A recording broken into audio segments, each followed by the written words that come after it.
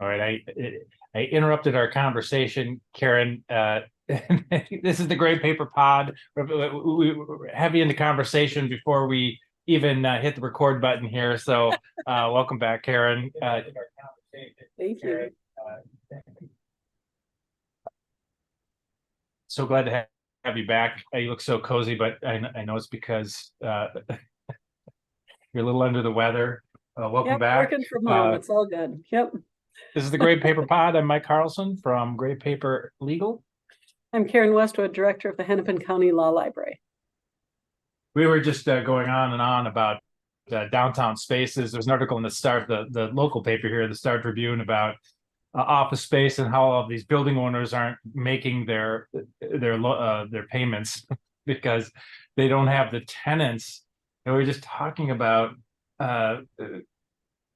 sort of missing but not missing the gathering spaces of going downtown as you're now remoting in for us.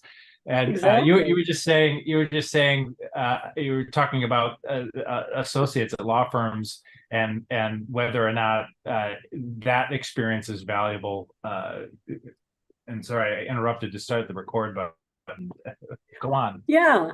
Well, no, I was just thinking about how, during COVID, it seemed to be demonstrated that attorneys were just as effective working from home.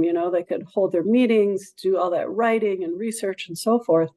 But I was thinking about new grads and new attorneys coming into a firm and how much you learn about culture and who's who and what's what just by physically being in that space. And if it's possible to really sort of train someone up to be an attorney, a fully functioning partner in your firm without that kind of face-to-face impact. I was out in Connecticut last week, as I mentioned in our Yeah, previous pod, yeah.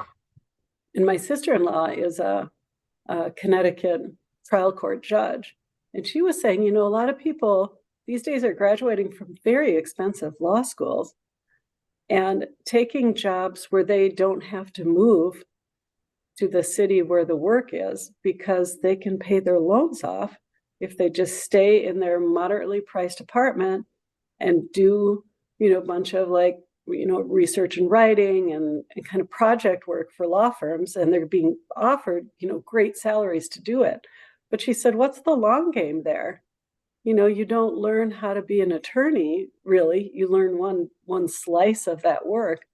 But, they have a lot of pressure in terms of their student loans and then the housing costs of moving Yeah, into a larger for city. sure. What did you think was missing there? I'm curious to know. I mean, it comes down to what is the work of an attorney, I guess. What's missing from that? You read if you read Above the Law and some of the more snarky legal journalism, they'll poke fun at the larger law firms for having their back to work because it doesn't appear to make any sense. There may Right. be other reasons for why that's happening, but um, there doesn't seem to be a call for people a legitimate reason other than to justify the cost of their lease. Right. That's the above the law take for sure. And Yeah. I love legal snark as much as the next person. I think, my sister-in-law was a litigator for many, many years. And I think she often looks at things through that litigator lens. And you don't learn to litigate when you're just doing these kinds of project work, and not getting in front of judges and not writing motions and doing things like that. They're taking these other kinds of jobs that are, I don't know, they sound a little more like contract or temp jobs, the way Yeah, she was yeah, describing it. yeah. So yeah. It's interesting. I think the folks at Mitchell Hamlin, who the law school here in St. Paul, I mean, they have, I think, what do they call it? The capstone week, Oh where yeah, for their hybrid program. Yeah. for their hybrid program, and it's important for them. And I don't know what it is about hybrid learning, but I did that low residency program in my master's work, and they were very that was mostly remote, but you had to come to campus. It was super important.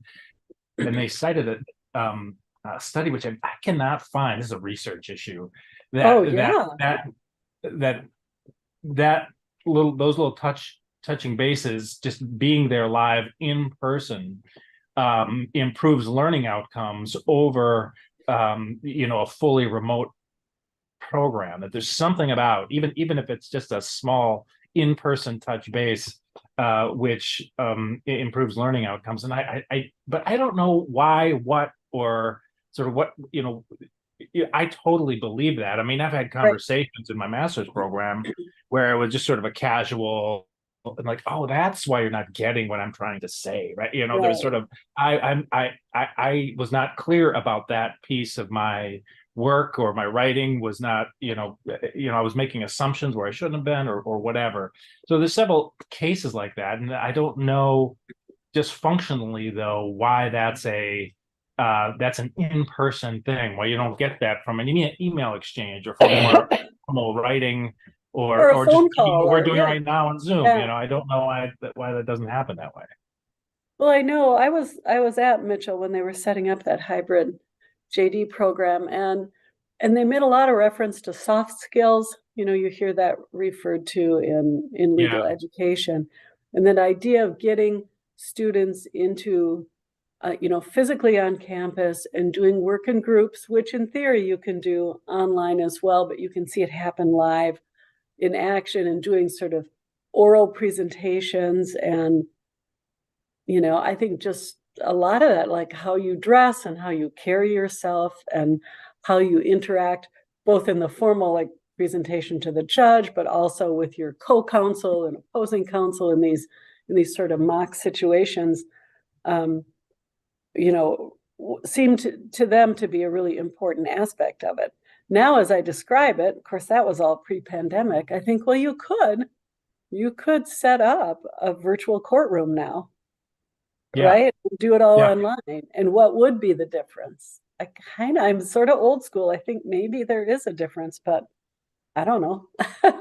I don't know. There's I got to don't be a know. study, right, Mike? In all Yeah, these years. Yeah. yeah. I've done a little. I just done SSRN and JSTOR, but I have not found that study. Was cited by the New York Times. I think they did a Oh, story, really? not Yeah. on, I think it was Antioch, or one of the low residency undergraduate programs Oh, in yeah. Vermont or New Hampshire or somewhere like that. And, Yeah. uh, um, yeah, so that I just curious to know. Yeah, it's a crazy time. I stress about the empty spaces, even though my office, I do come to an office every day. My office is in a fully leased building here in South Minneapolis. We're talking about how dynamic the neighborhood is, and I love Yeah. coming to work. And my partner zooms in most of the time, and but he'll come and we'll do it's just, it's fun. It's a fun place to be. So I stress about the downtown office spaces where I'm not, where there's just these gigantic buildings, and I just don't understand the need for that Yeah. space. Yeah. It's I I don't don't know. know. I do think that some of the places that have gone all virtual, people will find a reason to come back in or need to come back in. One thing that I thought was interesting during the pandemic, I talked with one of my colleagues who's a law firm librarian, and I said, "Are you going in?" She said, "No, no, no one's required to go in." She said the people who do go in tend to be the associates who have young children. I said, "Really?" Yes. That kind of surprised me. She was like, "Oh, they can't get anything done. They No. Yeah. have to get out of the house. They can't have an office. Their kids won't leave them alone." This was, when kids were home from school. She said, especially the women associates with young children. Absolutely. She Absolutely. said they're That our both. Yeah. the rent roll here is all the same zip code. I mean, I had no idea. I mean, we have folks coming in from especially, so we lease like a theater and event space here as well, and those kind of come from all over the planet. Sure. But it's interesting that people need a little time from their families just to think that, you need a Yeah. room of your own to uh, Yes. put, two thoughts together. And Yeah. it's always been that way for 20 years here. It's Yeah. been, Yeah. uh, You've been ahead of the curve on yeah, providing that space. So they do now. The county has, areas, I don't know, they call co-working and huddle and these yeah. Oh, various options, but people do kind of want a room of their own. I yeah. remember someone, some years ago when talking about shared space said, where do I put the picture of my kids? Oh, right, I right. just want like a little space that's mine. I don't want to go to a Yeah, locker and go to a desk that someone else used the day before. And I get it. Again, there's just got to be a balance. It's also silly to have a fully tricked out office for someone who's only going to be there once right, or twice a week. That's just a right. waste as well. So, Yeah, the co-working space I understand less than the need for big downtown office space, yeah, for the reasons that you just mentioned. Um, we've looked into that because our need for office space is pretty limited. I mean, the number of Minnesota clients I have is low. I don't yeah. know why. It's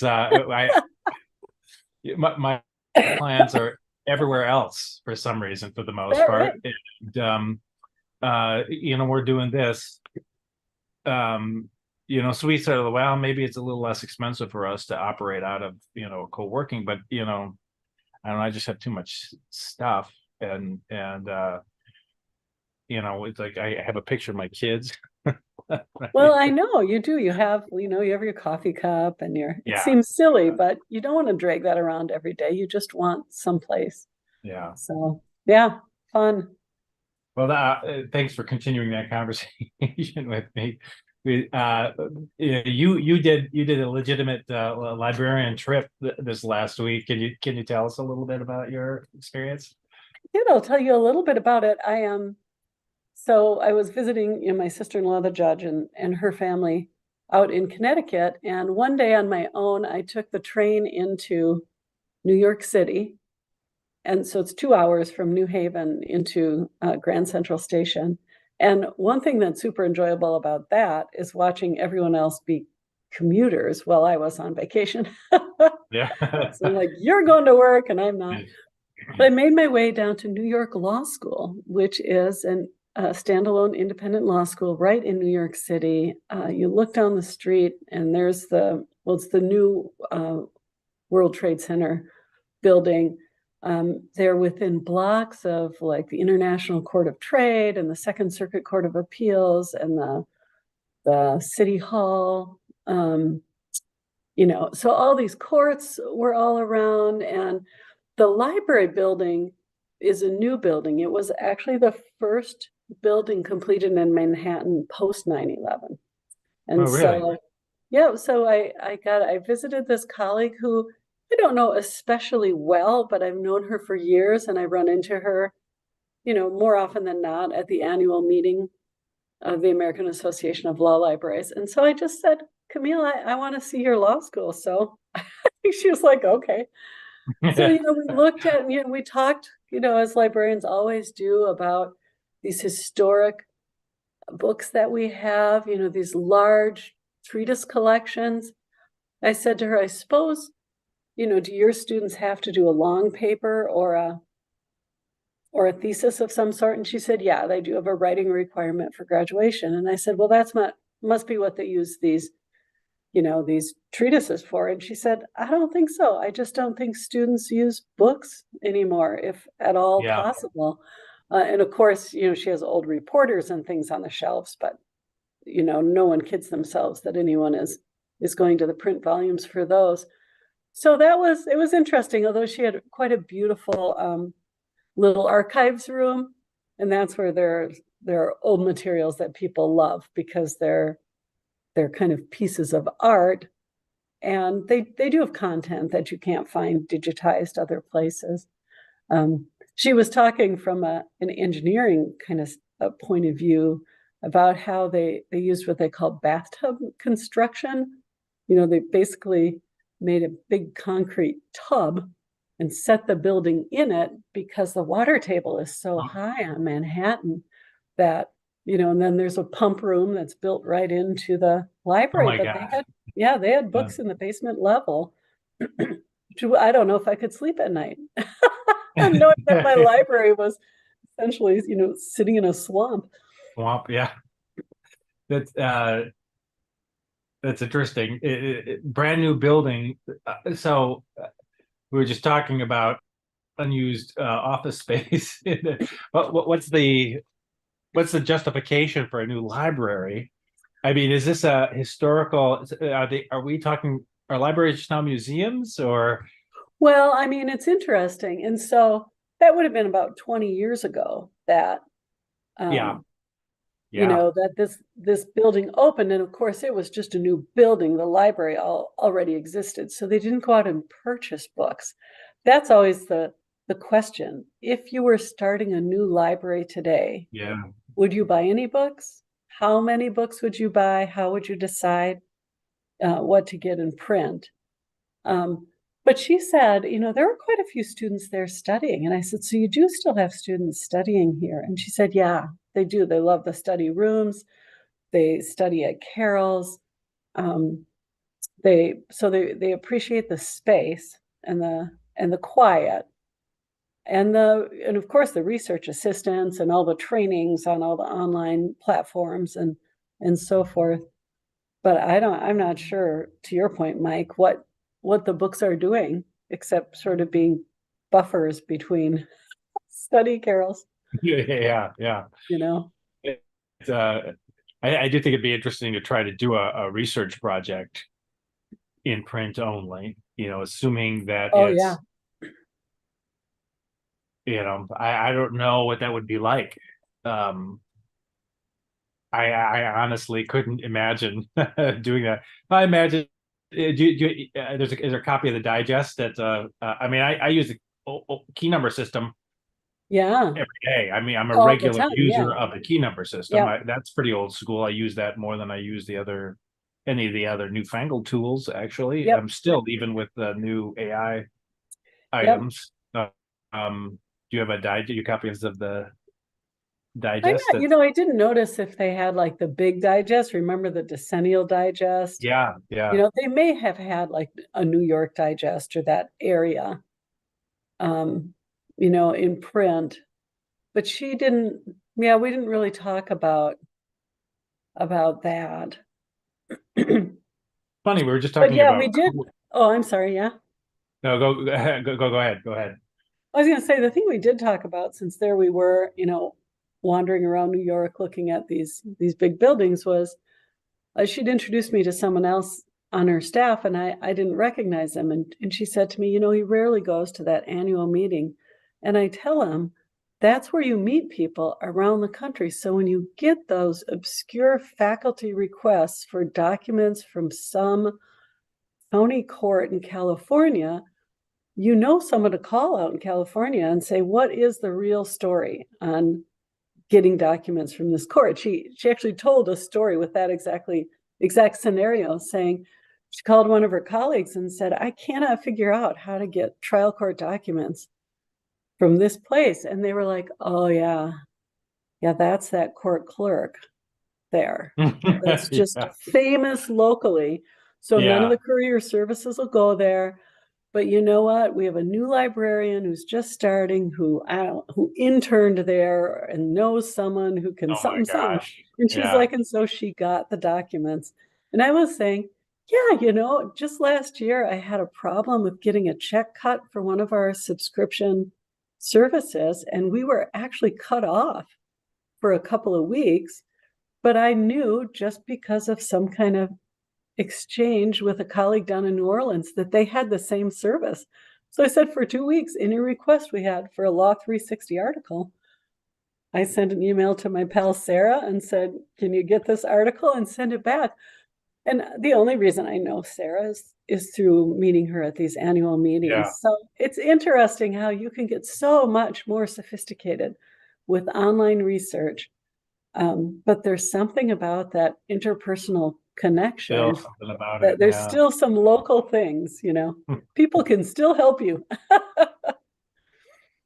And yeah, I mean, not even if it was the old fashioned listserv type of, Yeah, the kind of conversations you're talking about there, I would have expected from like an old school listserv. exactly. Like Yeah, who's that? Oh, it's that clerk, right. or who do Yep. you know? Yeah, yeah, Yep. Yeah, and those still work too, and that it's even more direct if you already know someone. Hey, I know June's in LA. I'm just gonna call her and see what she knows. yeah, Then yeah, after I left New York Law School, I went to the New York Public Library, main yeah. location where I'd never been. Went past the um, statues of fortitude and patience. The librarian or I didn't know the that. lions. Yep. Yeah, And I went in and I just browsed and wandered. There were a couple of really interesting exhibits. It felt so New York. There's a whole photography exhibit of the New York subway in the 1970s. I think all these photos were taken in 1977. yeah, So it was just so fun, so New York. And then, from a law point of view, there's a whole exhibit about items in the New York Public Library related to the Equal Rights Amendment, going back to these local feminist organizations. And it was super interesting. Then I went into the reading room. Of course, there were all kinds of tourists around, taking pictures and things. And there was a guard stationed at the reading room. And I said, I just wanted to go in and he said, no tourists are allowed in there. And I said, I was going to say read. And he said, oh, do you have a book? And I said, yes, I do. He said, okay, go in. So I went in. I had just a silly little mystery I'd taken on the train. And I sat in that famous reading room in the New York Public Library and spent an hour just That's reading great. and looking around. It felt a No little bit like, tourists, but I local. know. Yeah, Yeah, there were some or students from NYU across from me. They had their yeah. IDs or something and were kind of whispering, but it was almost dead as quiet as any Wow, academic library I've ever been in. wow. And there were guards stationed there to make sure you did not talk or Gosh, move, really. really? Wow, that's very nice. Yeah, it was wild. But it felt a little like a pilgrimage, like some sacred site tour for me in New York to go to Yeah, that. yeah, yeah, Then I met my former boss, who's now law library director at Columbia. But it turns out New York is big, and Columbia was way, way north of where I yeah, was. So he came down, and we just got together. His library is going through physical renovation, and he said its original design was the brutalist style. I said, oh, I'm brutalist. sorry to hear that. That features a Yeah, lot of concrete. yeah. Brutalist is like a minimalist, modernist type. Yeah, yeah. Uh, I think here locally, I think the St. John's Chapel up in Collegeville is an example mhm, of that. There's mhm. just a lot of concrete. It's very sturdy looking. So he said it's difficult. It's difficult to do a renovation, especially a library renovation of that kind of Yeah, architecture. So again, we were kind of talking about physical space. So maybe that's the theme of our it is. talk Yeah, this week is yeah. physical space. It's funny. We keep coming back to it. We were. I can't remember if we hit record before or after we were talking about co-working space. But you mentioned the students both at the downtown library and at the law school. Yeah, And it's interesting that folks are using the libraries not just to work, actually to yeah, gather and work. yeah. And what a need there is for quiet space and as we were talking, getting away from your kids or whatever. Right. However, People do want quiet. Yeah, that's yeah, true. Yeah. And I know public libraries in particular have tried to move away from this idea that a library is where you'll be shushed and yeah, controlled, and it's a place of active learning and interchange and, the free flow of ideas. But people still do want quiet space. I know sometimes there's a conversation amongst the public library branches in Hennepin County about where do you send people for quiet? And yeah, it's kind of an unwritten rule that at the downtown library in Minneapolis, the higher up you go, the quieter the floor. So the main Really floor is quite bustling, but if you get interesting. up to the fourth floor, it's usually quite quiet. Yeah, So yeah, yeah, yeah. That is, and that's an unwritten rule. That's an architectural convention, I guess. I think so. People don't Is make their that way up. Yeah. yeah? Is that common in other institutions that you're aware of? Well, I think so. When I was working out, it was William Mitchell back then. The main floor, of course, is where the circulation desk is in the Yeah, reference desk, and that did tend to have a more of a low murmur of sound. And as you went up onto other floors, they got quieter and quieter.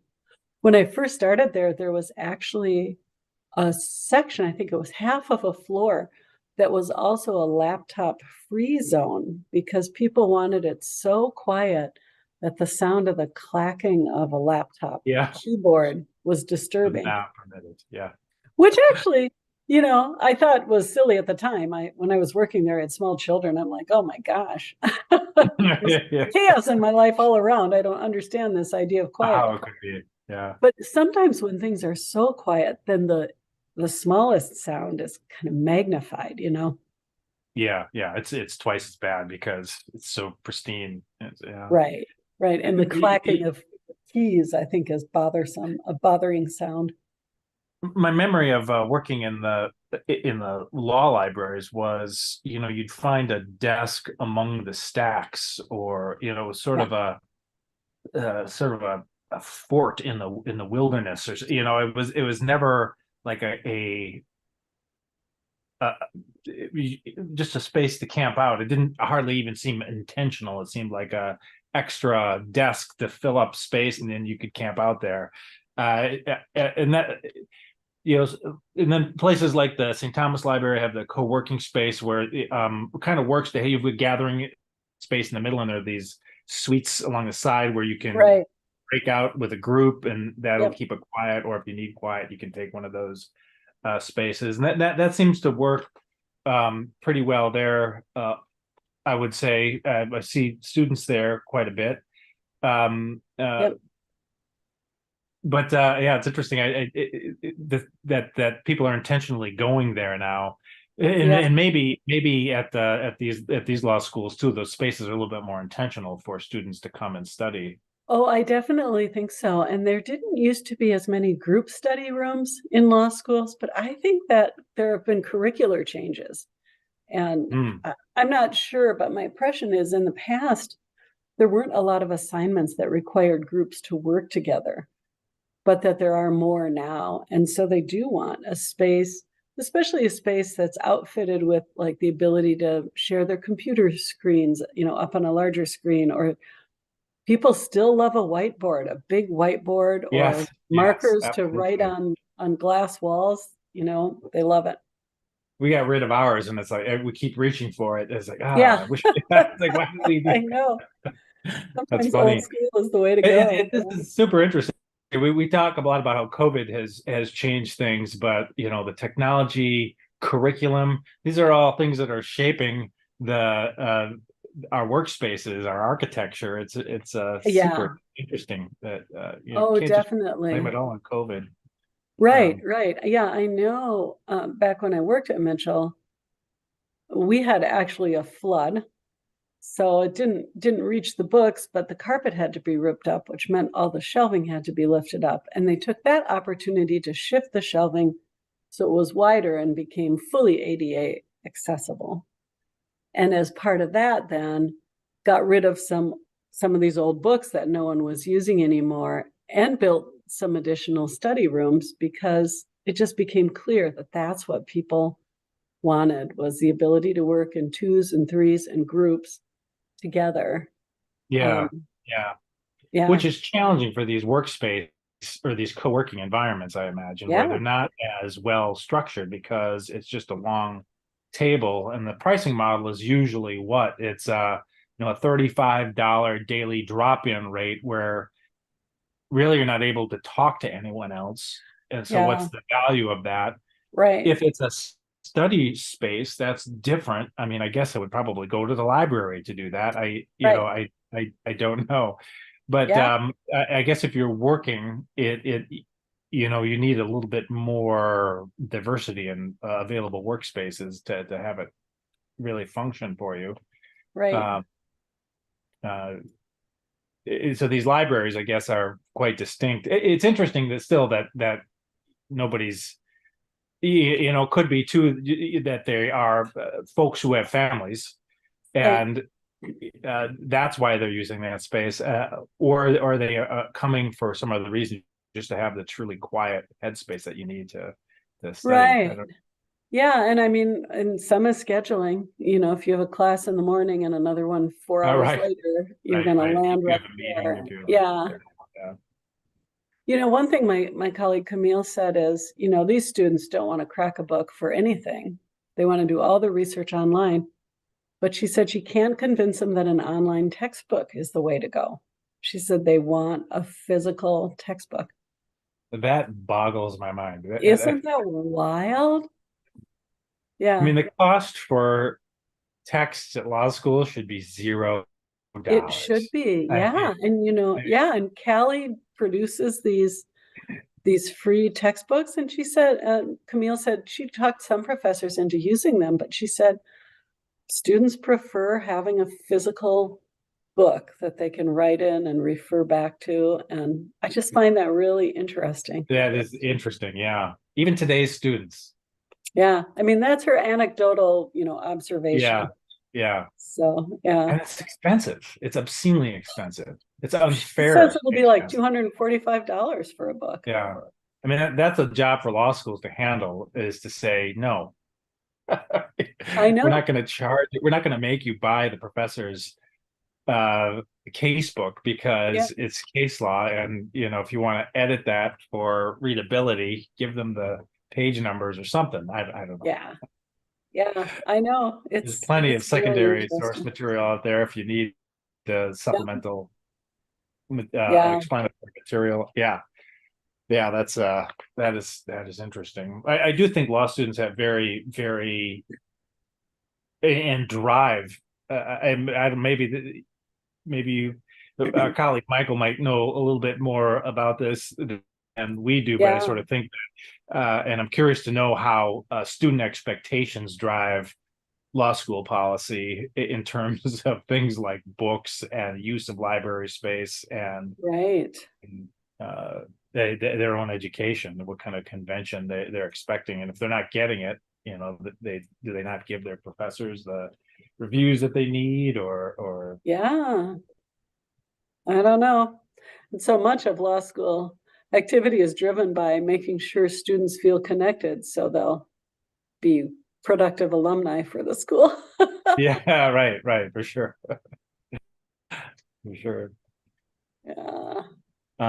So those Well, were look, all of, I've taken us away from research questions I entirely know, today. yeah, I've been doing a lot of research recently. Actually, I don't know. Did you have a most interesting legal research question of the week? Mine was for you, No, just to yeah, say, hey, what how did it go with yeah. the library tour in the Northeast?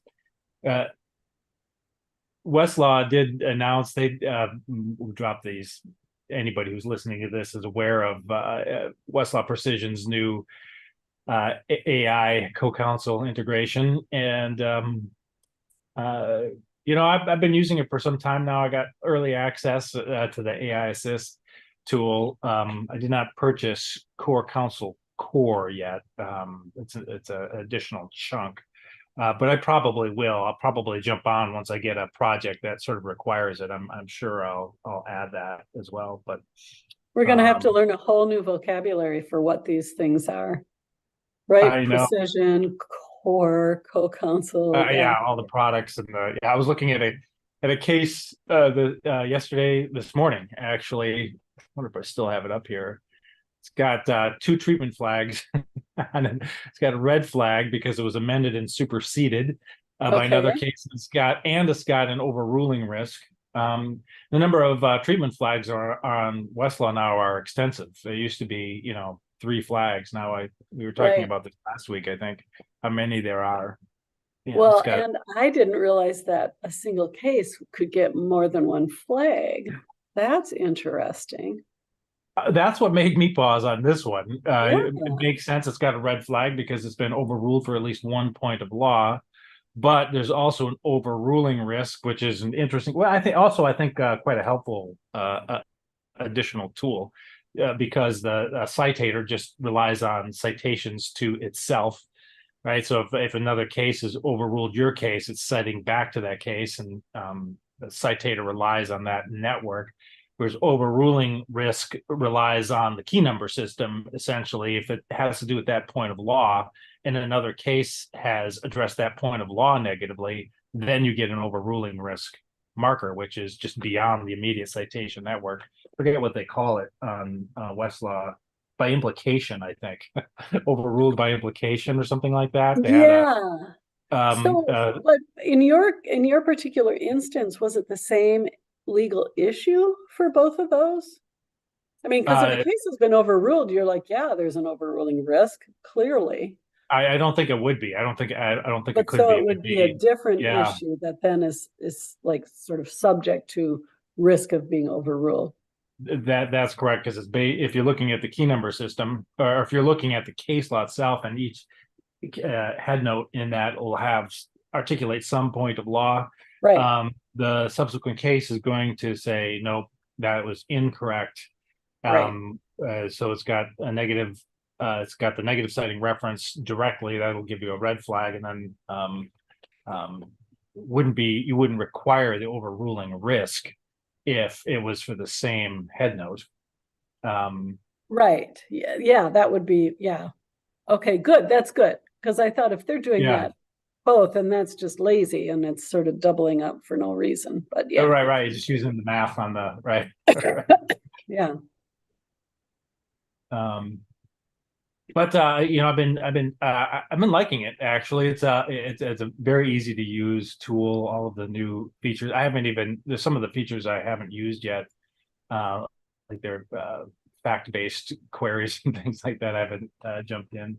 I'm Mike, do feeling you a know, little. is it trained on case law and statute, or is it just trained on cases? Do you The know? AI assistant does deliver results from the from I don't know what it's trained on actually. It Okay, does okay. deliver results from regulations and statutory materials as Oh, well. good. Yeah, yeah. The AI piece of it. So they've got a tool called AI Assist where it just works like a regular chatbot. You type in your question, and then you ask up to like 5 follow-up questions, and it seems pretty effective. Mhm. I've definitely gotten results which were right on point, though the summary was exactly wrong. Right? I was like, this is exactly the case that I need for this research issue. Mhm. The way you described it was almost exactly wrong. Or Oh, uh, what happened was it was a pretty good summary, but what they were summarizing was not what happened at the appellate level. It's what happened at the trial court level. And I don't have that oh, trial court document because you just right. don't get that every time. And so they were describing the case, but it's not really. It was, that's not what happened in this case. It Yeah. was they reversed for the Mhm. reasons, so the summary was incorrect. It was just wrong information in the summary. Right, And but I was happy to have the case. right. Uh, it wasn't a difficult case to find, honestly. I mean, I found it with other methods, just doing the Yeah, traditional way. So yeah, I don't yeah. know, we were talking about I sent around to the group the AI hype cycle, the technology Yes. hype cycle graph that most of us are probably familiar with. And I'm sort of feeling like I'm in the trough a little bit Are you in right the now. trough now? Yeah. Yeah. I'm, I haven't, and I haven't used like, or had an excuse to use some of the summary functions, some of the first draft functionality in co-counsel yet. So I'm sure that I'll get hyped back up Yeah, when I jump in with a couple of those things. But yeah. so far I just don't I just don't have the feeling that I'm saving myself loads of time Right. on some of these. some of these And that's AI. a little bit of a risk of being an early adopter, right? Is that Yeah, if you're going to do it right, you do have to keep double checking and making sure, because you're going to trip up on these things like you just described, where you find the appropriate case, you have a good summary, but it's missed this crucial piece of summarizing the wrong level, or not also incorporating then what happened at the appellate level, which was there's the whole explanation, but actually the appellate court didn't agree with the lower court. So then you have to spend the extra time to determine that. Eventually, of course, you'll get a sense of what it's really good for, and you'll be able to trust it in those areas, as you move along, and decide what it's not good for. So thank you for doing all that work for us. yeah, yeah. It's and the reason I sort of hit the trough to this last week, I think harder than I have in the past, was that one of the things for research, we understand it may not be a super effective tool. Sometimes it'll deliver, a case that hasn't been well indexed by Westlaw just because it's a trial court decision from a jurisdiction that's far away or whatever, or it's a lower court decision that typically doesn't get the full treatment from the publishers. So sometimes you get lucky with a good natural language search like that, and the AI will deliver. But usually we're not using it for straight up research. We're using it as part of our research, as a first look, or Right. as just part of our overall research process. Yep. Where I've been thinking of it as super valuable is summarizing and extracting information from a mass of data that no one has got the time to do. And if you're a small law firm, or you're a solo, you either can't afford the tools or whatever it is, that these tools can really help at that end of the market. And when I see a result that just summarizes the case exactly wrong, it's damn, I at least wanted it. I didn't expect it to give me all the documents I needed, but I did rather expect it to summarize the document accurately, so I wouldn't have to trust and verify, right? I wouldn't have to do that verification. Do the verify piece, yeah, to such a degree that I had to, and it doesn't instill confidence in the other end of the tool. There's some risk assessment involved. What are you summarizing the information for? Yep. Yeah. So I'm not quite sure still how to sort of think about that. It just doesn't fill me with confidence and a desire. And that's what you have to do. That's what these vendors trade on, of course, is building confidence. Yeah. Well, so it's still pretty cool. I mean, I'm excited to have all of these tools. It's funny, some of the little things in Precision that I like quite a bit. They've got an outline tool now, which is just a super simple. Oh, nice. Have you seen that? Where I haven't, but anything that will help with outlining, I think, is great. I'm not even sure outlining is the right term for it. It just adds snippets to a panel on the right side of the screen. Oh, okay. Yep. So if you're working on a laptop and you don't have dual screens, it allows you to gather your information and just paste it to the side while you're still in the document. So as you're going from document to document to document, and you're just gathering those little snippets of information, and you just add them to this little cut and paste item on the right. It's just a super simple feature. I'm like, why would I ever use that? I saw that first, and then I was at home on my little Surface Pro. Sure. What I could use for this right now is and I just a super user friendly. Yep. And you're not toggling between documents then, and right. I'm not shuffling my applications around, or I'm not trying to plug into another screen. I can work at a coffee shop. It's not AI. It's not blockchain. It's just great little simple design that I'm like, oh, I like this. I like this. It's the little things, isn't it? Yeah. That's great. Yeah. All right. So that was my fun for the Well, I week. look forward to hearing more about what other things you're discovering. You know, you can do so many trainings and things on a new product, but it's talking with folks who are actually using it that gives you a lot of insight, I think. So I look forward to hearing more. Yeah, and more and more I am getting clients who are sort of in the popular it's quite a bit of the popular practice areas, which Oh, are okay.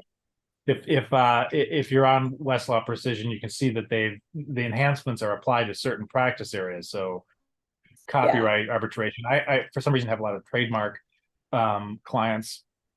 So that's pretty cool. I mean, you can do a search on, I was doing a search on conceptual separability and copyright law, and it was like it had that feature in there where I could search for that specific fact pattern and that Sure. legal issue, and it recognized it.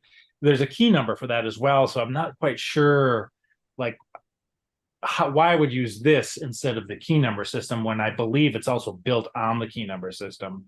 Uh-huh. Um, but but what I ended up doing was just following that pathway just through a simple browse feature. I found the issue that said more like this, sort of like in the Google Yeah. fashion, clicked on it, Yeah. and it gave me all the conceptual separability cases that I was looking for, and I'm not sure, sort of how that works even, right? I'm sure it's just built on the Right. key number system, and I could have used a key number. I don't know yet, but Yeah. it did give me a nice listing of the cases that I wanted for that particular issue, and a view of those cases, I should say, also that are easy to quickly look at that you wouldn't get with a simple key number search. But Sure. Yeah. Yeah. Oh, that's great. so it's pretty cool. Yeah. What's coming up for you this week, Karen? You going to get back to the office? When's your Yeah. isolation period end? I'm off isolation as of today, actually. I Oh, maybe nice. could have gone in today, but I didn't want to take any chances. But I'm pretty excited. We have this ABA display up in the law library now. Yes. These huge panels. Um, a display called Lawyers Without Rights, Jewish Lawyers in Berlin under the Third Reich, something that to me actually sounds, when I first learned of it, I thought this sounds oddly specific. Like, what is this about? But a librarian friend of mine had it up at her library, and she just highly recommended it. So I got on the list to get it. It's taken me about a year Really? to get this display, and there are about maybe 4 panels that just kind of set the stage. This is a big anniversary of Kristallnacht this year, 80 years or something. Yeah, I was So reading. yeah, so it's also kind of timely in that way, but it just talks about kind of the plight of Jewish lawyers, through quite a number of years under the Third Reich, as their ability to practice law was just chipped away at. And then there are like 20 additional panels where researchers have they requested a list of Jewish lawyers practicing in Berlin in a certain year. And then people have done historical research to find out what has happened with them. So each panel has a photograph, it has a birth and death date and a location of birth and death, and then just like maybe 3 or 4 paragraphs about each person. And I find it really moving, to read about. And we don't have room for all of these panels. So my colleagues and I are trying to choose which ones to put up. And it's like you can't decide. I'm like, well, here's the first And female attorney in Prussia. Let's do yeah, her. Someone else like, well, here's a guy who died in Tel Aviv and he was a coffee shop owner by then. That's an interesting story. yeah, And so yeah. we actually will probably rotate some of these in and out. So that's the display. That'll be up into probably the second week of December. But today we have Douglas Morris, a retired assistant federal defender out of New York and adjunct professor of law at Brooklyn Law School, and his title of his CLE today is Discrimination, Degradation, Defiance, Jewish Lawyers in Nazi Germany. And I'm just sure that's going to be really, really fascinating.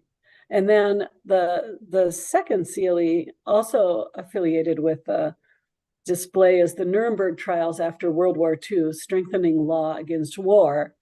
And that one is being presented by John Barrett, who's a professor at, I thought I had it on my screen, but I don't. Maybe Brooklyn Law School as well. And then, just because we have an embarrassment of riches, one of our local attorneys, Marshall Tannock, said he had, I think he'd written an article recently about the 60th year marking of the assassination of JFK. So he said, hey, I'll do a CLE on that. So on the very day of the 60th anniversary, next Wednesday, the 22nd. Oh my gosh. He's presenting 60 years ago, the JFK assassination in Minnesota. Where were you? Which is a great question for those of us parts. There aren't many. I mean, I was only 2, but but that was the question growing up. Adults would ask each other, where were you when you heard that JFK was assassinated? So I think that will be more in the style of regaling with stories. But I think he's going to talk about changes in the law around, presidential succession and Minnesota attorneys and politicians who were involved with that. So I think that'll be pretty fun. We'll request on-demand credit for that one as well, because I don't know how many people are going to show up the day before Thanksgiving, but we'll see. Tough. You never know. Hey, what time is your CLE this afternoon? I definitely. Today's is at 12:15 to 1:15. 12:15, 1:15. Okay, yep, perfect. No registration required, no cost. It'll just be interesting. Yeah. So hope to see you there, Mike. What's coming up for you next week or this week? This week I have very little. I have no travel. I just have. We're in the middle of building out our subscription plans, and so as I was telling you last week, I think it's technically super challenging for us to get some of these systems in place.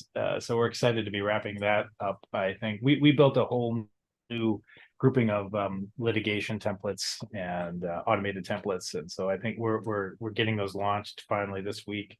That's been a lot of fun to work on that. And that's a big project. Yeah. My partner says, okay, let's just let's take a walk. Yeah. It's pretty good. He's pretty good. It's time to break now. It's time to walk around the block and process a little bit. So yeah, that's great. Well, good for you.